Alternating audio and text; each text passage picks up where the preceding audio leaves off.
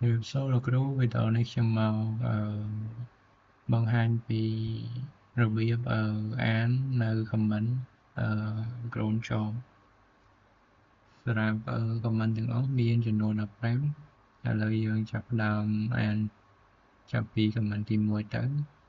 comment ទី1យើងអានថា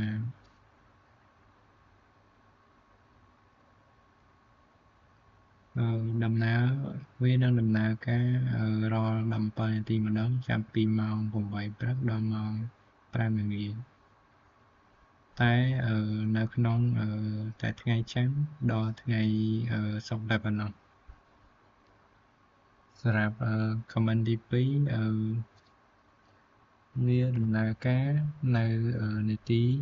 ទី30រៀងរាល់ម៉ោង5ម្ដងចាប់ពីម៉ោង1ព្រឹកដល់ម៉ោង11យប់ដូចជាម៉ោង1:30ម៉ោង6:30ម៉ោង11:30នៅថ្ងៃច័ន្ទថ្ងៃពុធនិងថ្ងៃសុក្រសម្រាប់ comment ទី3វាដំណើរការរាល់20នាទីម្ដង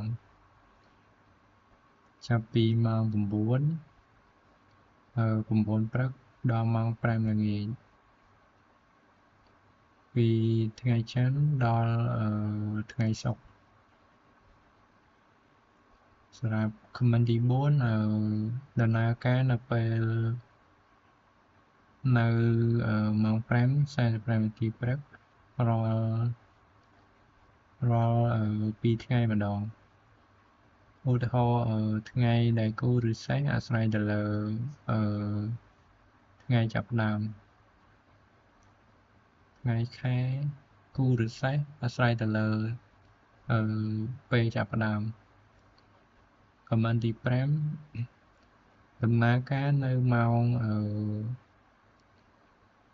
2:30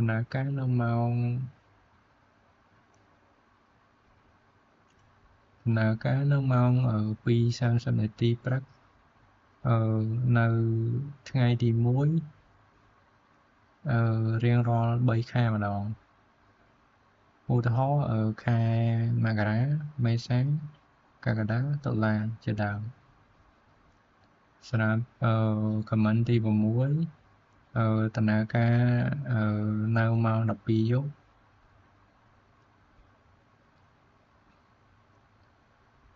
នៅចំនៅថ្ងៃទី29ខែកុម្ភៈមានន័យថា4ឆ្នាំដំណើរការម្ដងតែនៅចំតាពេលឆ្នាំបង្គ្រប់សម្រាប់ comment ទី7វាដំណើរការនៅរាល់15នាទីម្ដងហើយដំណើរការនៅក្នុងតែថ្ងៃសៅរ៍ហើយនិងថ្ងៃអាទិត្យតែប៉ុណ្ណោះសម្រាប់ comment ទី8ដំណើរការនៅនាទីទី0រៀងរាល់5ម៉ោងម្ដងនៅក្នុងតែថ្ងៃច័ន្ទតែប៉ុណ្ណោះសម្រាប់ comment ទី9ដំណើរការរាល់3នាទីម្ដងនៅចន្លោះម៉ោងសេះរៀងរាល់2ម៉ោងម្ដងចន្លោះម៉ោង8ព្រឹកដល់ម៉ោង6ល្ងាចនៅថ្ងៃអង្គារនិងថ្ងៃពហុស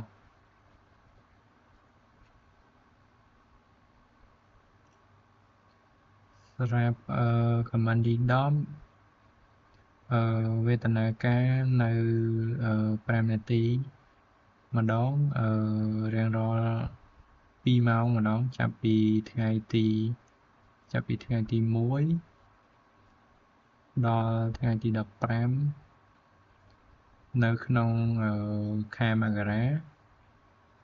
មិថុនាខែមករាមិថុនាហើយនិងខែធ្នូសម្រាប់ comment ទី11ដំណើរការរៀងរាល់13នាទីម្ដងចាប់ពីនាទីទី7ដល់នាទីទី29 ទី7ទី29រៀងរាល់2ម៉ោងម្ដងចន្លោះពីម៉ោង1ដល់ម៉ោង11ម៉ោង1ដល់ម៉ោង11យប់ពីថ្ងៃច័ន្ទដល់ថ្ងៃសុក្រសម្រាប់ comment ទី12ដំណើរការរៀងរាល់17នាទីម្ដងរៀងរាល់3ម៉ោងម្ដងចន្លោះពីម៉ោង5ដល់ម៉ោង10យប់នៅថ្ងៃទី1ទី5ទី10និងទី15នៃរៀងរាល់ខែសម្រាប់ comment ទី13ដំណើរការនៅនាទីទី0រៀងរាល់នាទីទី0រៀងរាល់4ម៉ោងម្ដងចាប់ពីម៉ោង0ម៉ោង4ម៉ោង8ម៉ោង12តែនៅក្នុងតែថ្ងៃអាទិត្យតែប៉ុណ្ណោះសម្រាប់ comment ទី14ដំណើរការរៀងរាល់ម៉ោង1ព្រឹកដល់ម៉ោង1ព្រឹកម៉ោង7ព្រឹកម៉ោង1រសៀលនិងម៉ោង7យប់ជារៀងរាល់ថ្ងៃសម្រាប់ comment ទី15ដំណើរការរៀងរាល់45នាទីម្ដង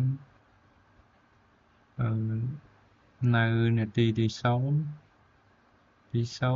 45 30ហើយនិង15វិលជុំជារៀងរាល់ថ្ងៃសម្រាប់វីដេអូនេះមានតែប៉ុណ្ណេះសូមអរគុណនិងជម្រាបលាលោកគ្រូ